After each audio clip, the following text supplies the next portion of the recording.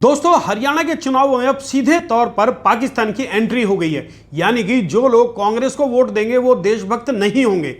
ये हम नहीं बल्कि प्रधानमंत्री नरेंद्र मोदी कह रहे हैं।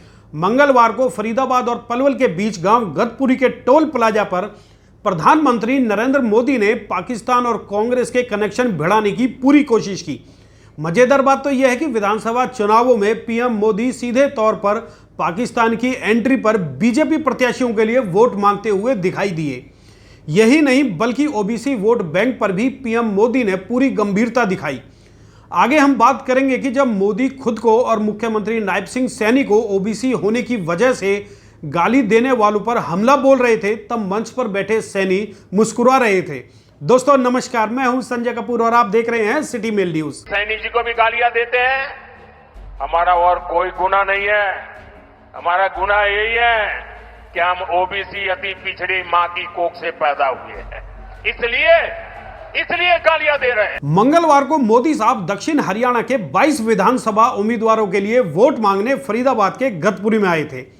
इस दौरान मंच पर सीएम नायब सिंह सैनी, केंद्रीय मंत्री कृष्णपाल गुर्जर, पूर्व मंत्री रामविलास शर्मा सहित दक्षिण हरियाणा के उम्मीदवार मौजूद थे। इस दौरान मोदी ने कांग्रेस पर जमकर हमला बोला और सीधे तौर पर ओबीसी कार्ड खेलने में कोताही नहीं बरती।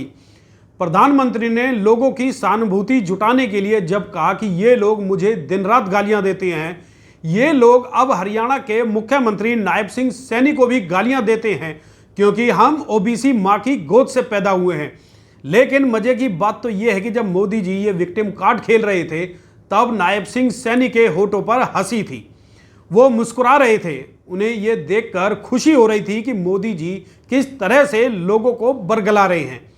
जबकि हकीकत तो यह है कि नायब सिंह सैनी को गाली देने या ओबीसी जाति से होने पर कभी किसी ने शायद ही कोई टिप्पणी की हो। लेकिन ये तो भाई मोदी जी हैं जो कि चुनावों के दौरान कभी भी कुछ भी कह सकते हैं। दोस्तों, हद तो तब हो गई जब मोदी ने हरियाणा चुनावों में सीधे तौर पर पाकिस्तान को भी घसीट लिया।